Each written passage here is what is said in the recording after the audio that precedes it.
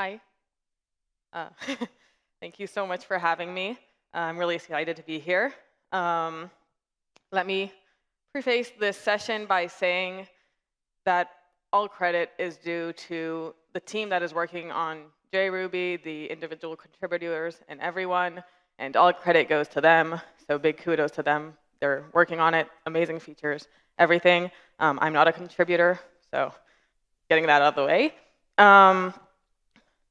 But thank you to me because I'm going to talk about Java at a Ruby conference, so that takes some courage, right?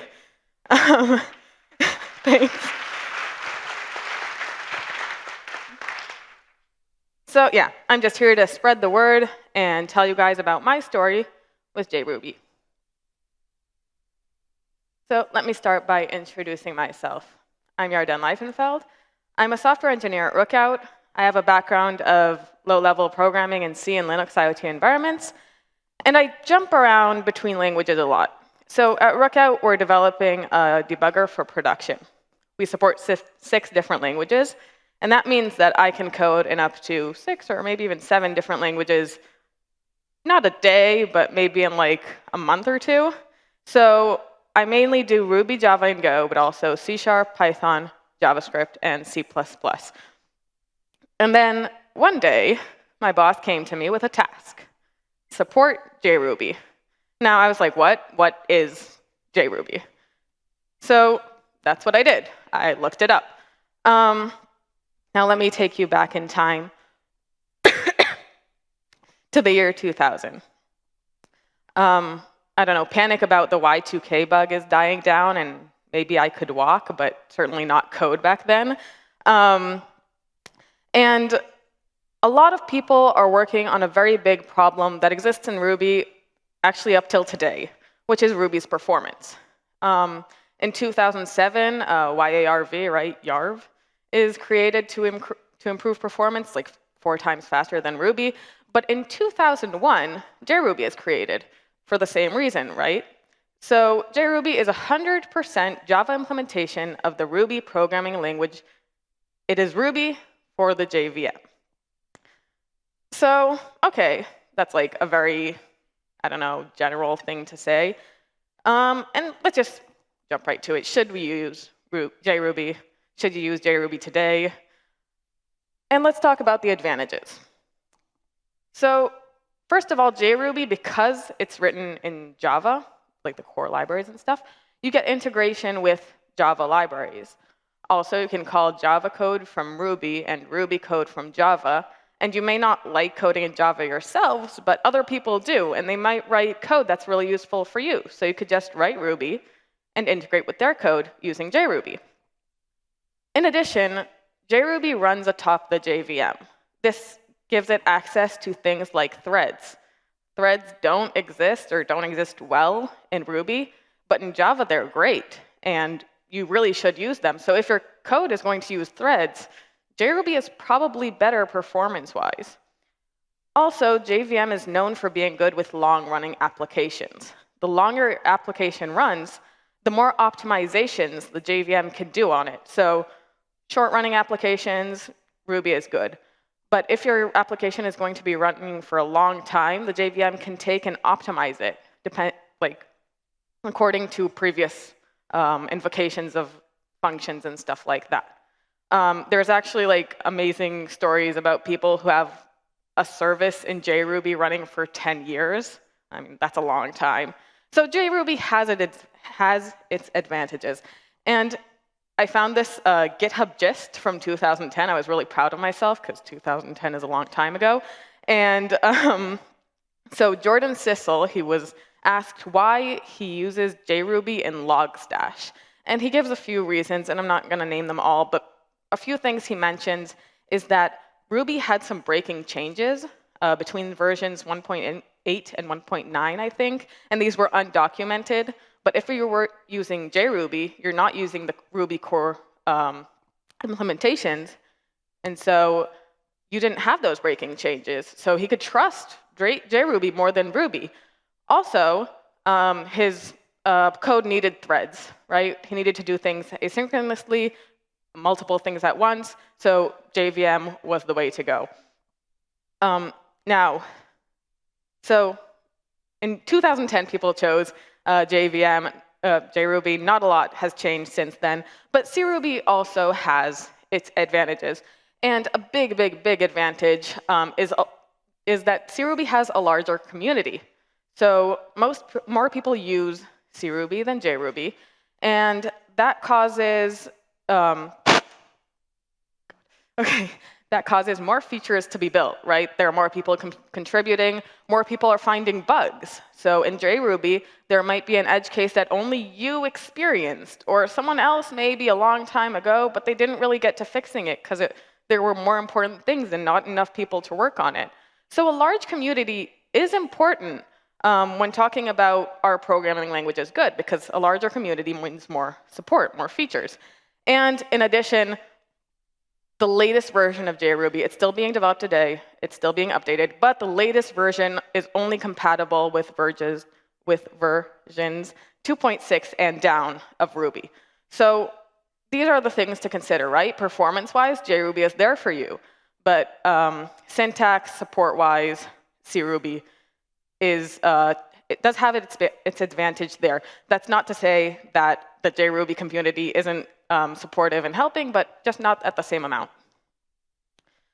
So to the question, should you use JRuby? My answer is, I don't know, you choose. Just like between choosing any language for your next project, choosing between JRuby and regular Ruby just shouldn't be any different, right? Consider performance, consider support, bugs, things like that. How long do you want your code to run? And then choose. The big advantage of JRuby is that you don't need to learn a new language, right? I'm guessing most of you know Ruby, so changing to JRuby isn't that difficult. But I'm getting ahead of myself, because the task at hand wasn't to learn what JRuby is. It was to support JRuby in a debugger for production. So let's talk about that.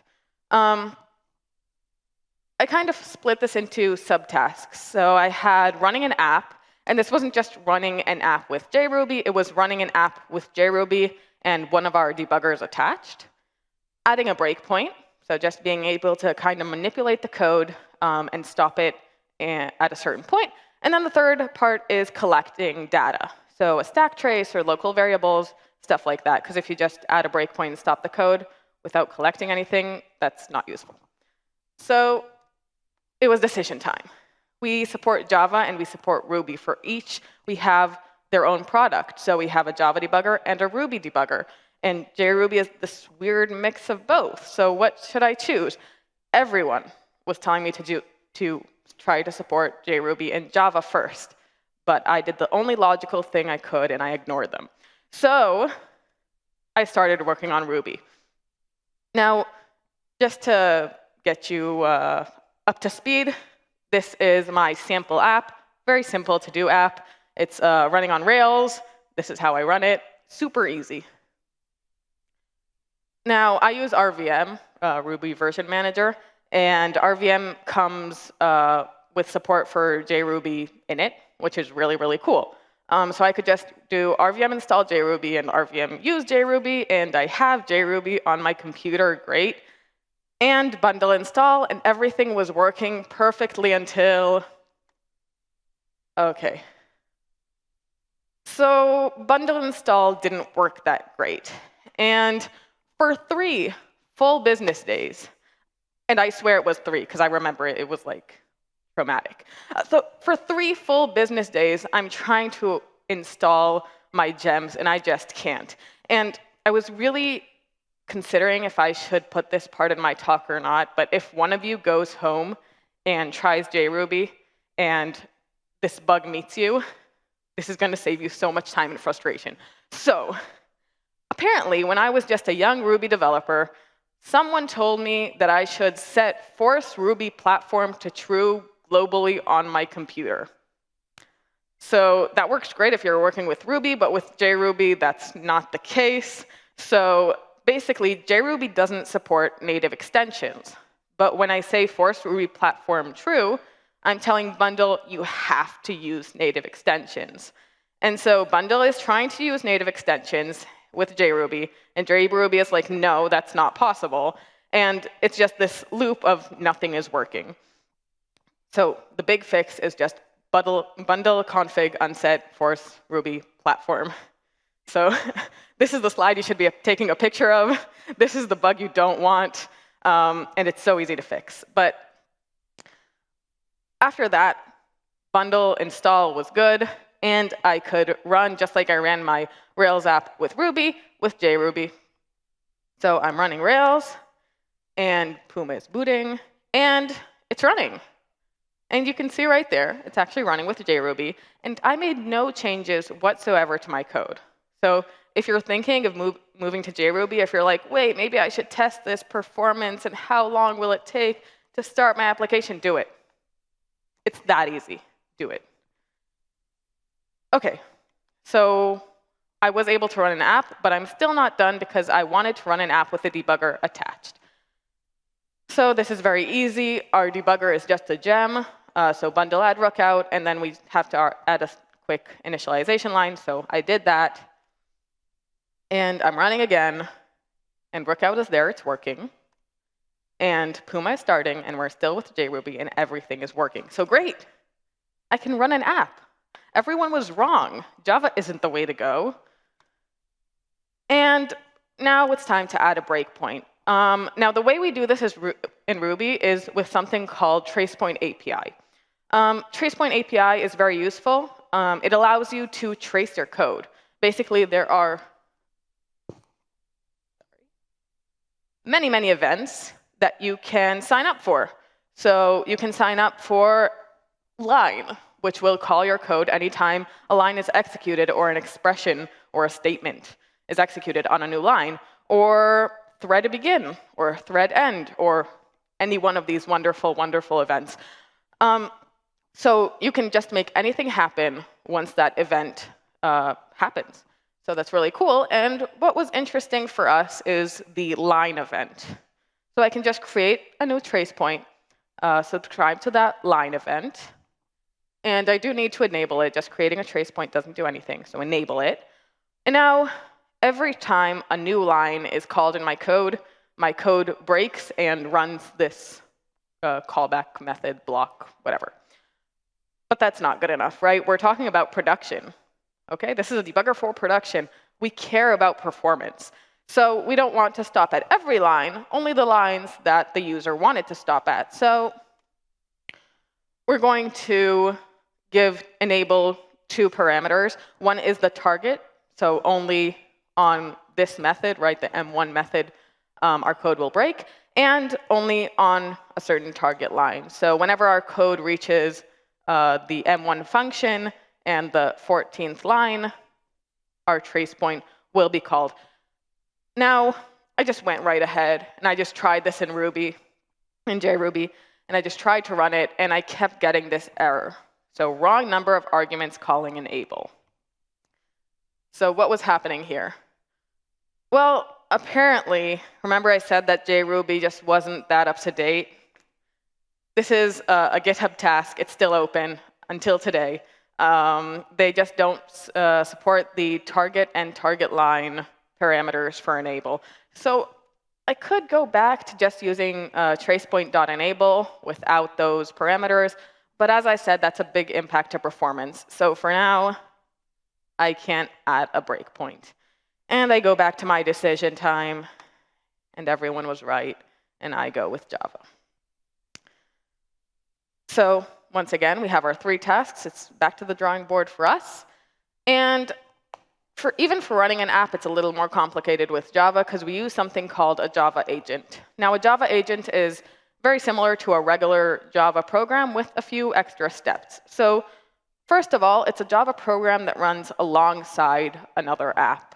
So there's no real use of running a Java agent alone by itself. As you can see here, we have our app, and then our Java agent is kind of attached to it. We attach it using the Java agent flag and give it the jar file, which is the program, the Java bytecode program. Instead of starting to run at main, it starts to run at pre-main, not a very big difference. And it can use the instrumentation API. Now, the instrumentation API is super powerful. Remember trace points? Well, it can give us something similar to that.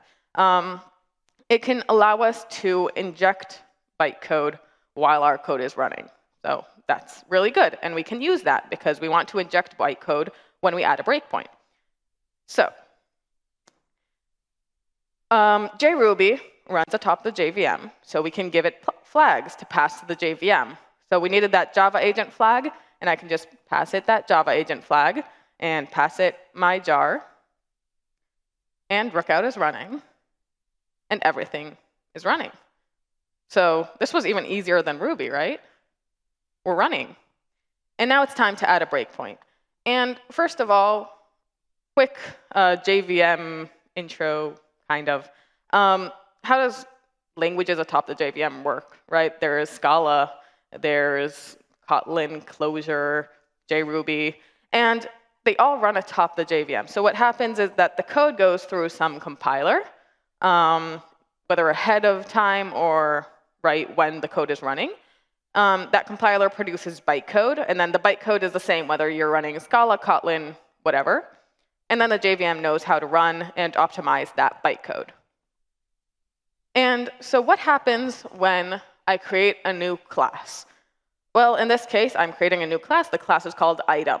So the JVM needs to load that class from somewhere. So it uses something called a class loader. A class loader is an object that loads classes. So the JVM requests, hey, can I have the class bytecode for item? And the class loader says, sure.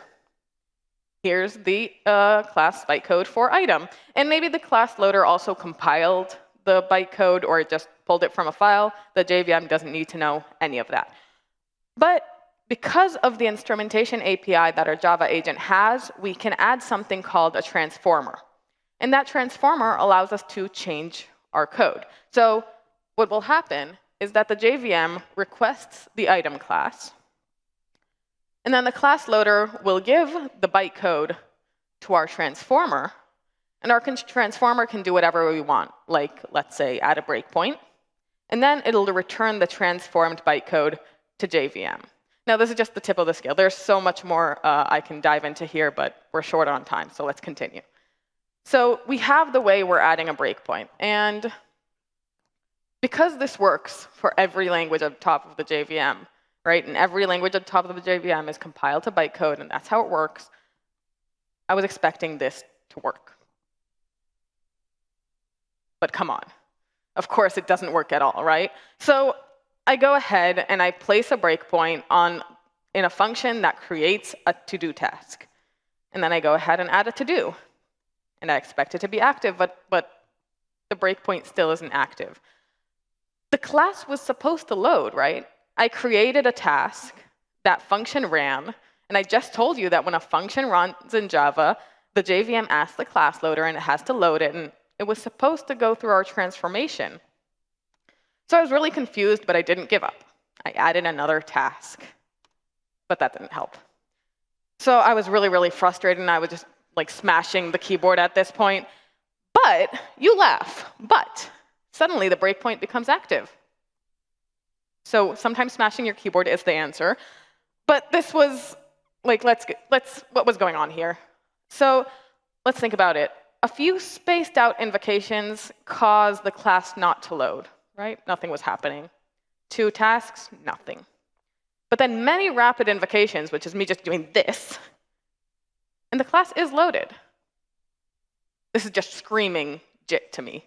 So I went ahead, and I found out that JRuby has 3 compilation modes. Okay, interpretation, JIT, and compilation. So for interpretation, JRuby has its own Ruby interpreter inside the code. So in interpretation mode, it's only interpreting line by line, which is why no bytecode is loading, right? Because it's just doing it line by line. It's not loading classes. The JVM doesn't even know that what's running is actually Ruby code. Then it has compilation, where it does the exact opposite. And every class in Ruby, in JRuby, I guess, in Ruby, is loaded as a Java class. So in compilation mode, it will go through that class loader and that transformer.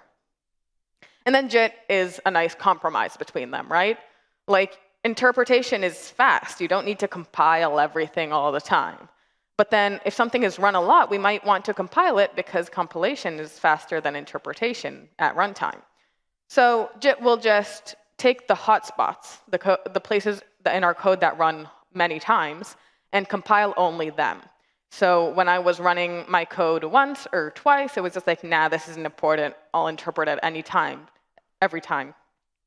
But when I was rerunning it again and again and again and again, in a very short span of time, JRuby was like, hey, this seems like a very important place in my code.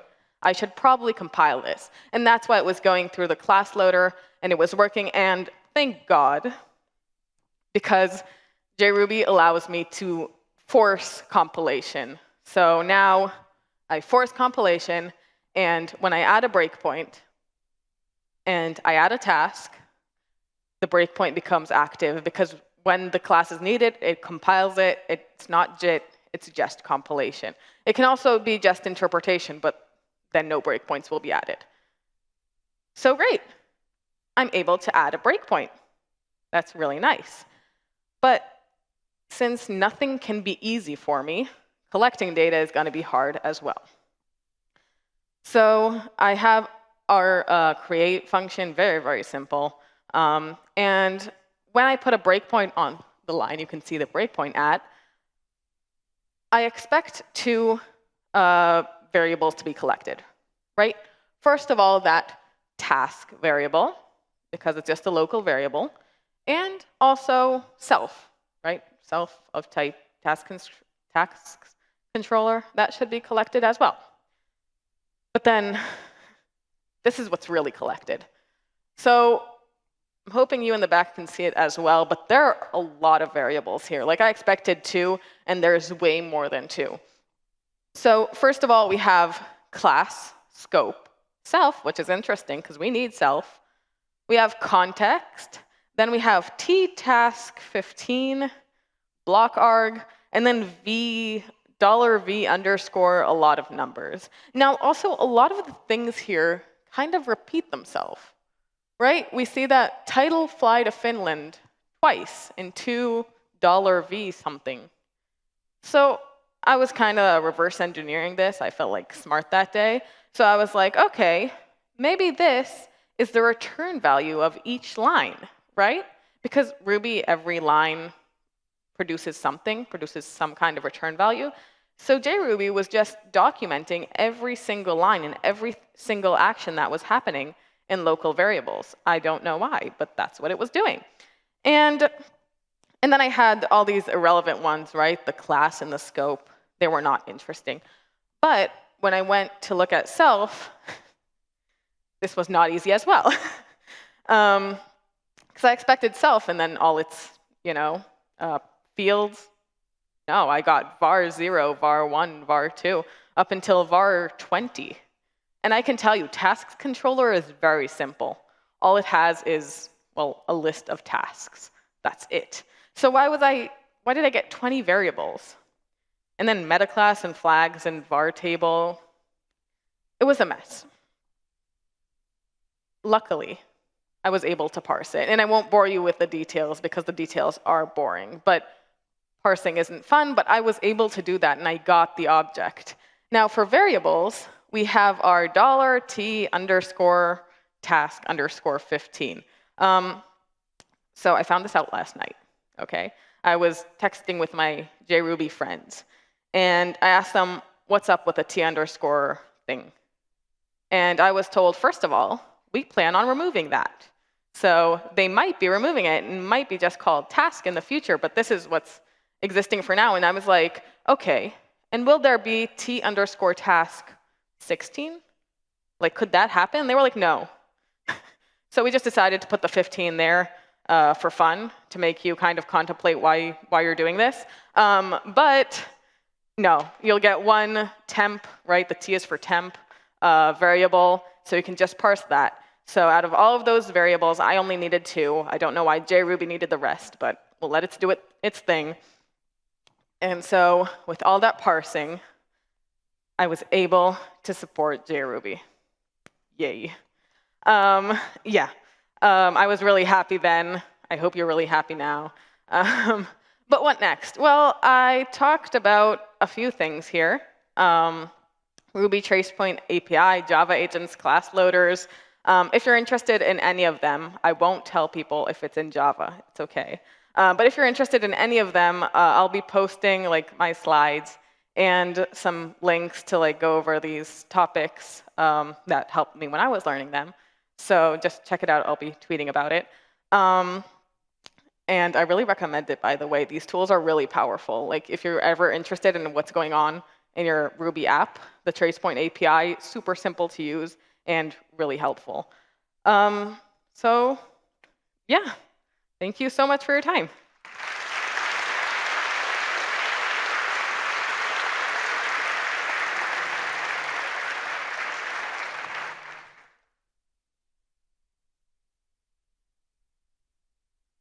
It's always like one of the things that they say, if you can hide it, bring it to the front. So like said, if you're going to talk Java in a Ruby conference, you better start it out. And I think you did a great job. So thank you so much.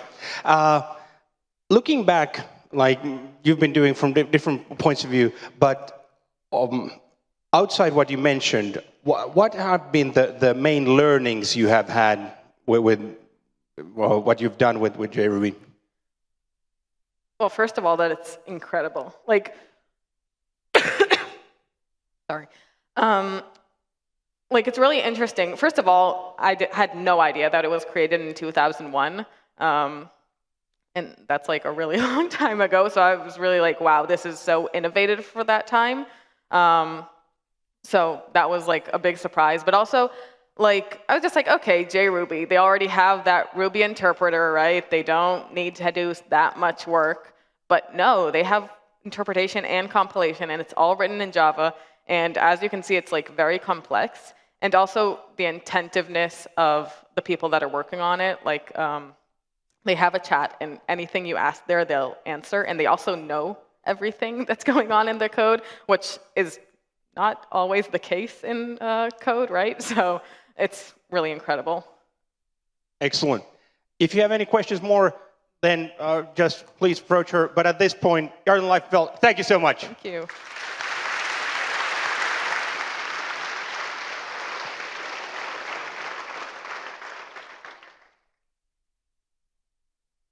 There is actually one question that just popped out, Yarden.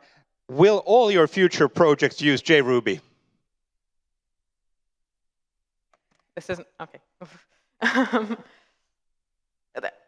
I said my considerations. I really like JRuby. I also like the JVM. So I think I will use that. Though, like, just check beforehand, because the missing features, there's not that many of them. Like, most of the things that you would use in your day-to-day, they work in JRuby. But if you know you're going to need something specific, just make sure it works, and then that's like great. And also migrating from Ruby to JRuby is really, really easy. So there's no reason not to. And also back, right? Because if I've been on JRuby, migrating back to Ruby is also easy. So if I ever need it. Excellent. Yarden, thank you so much. Thank you.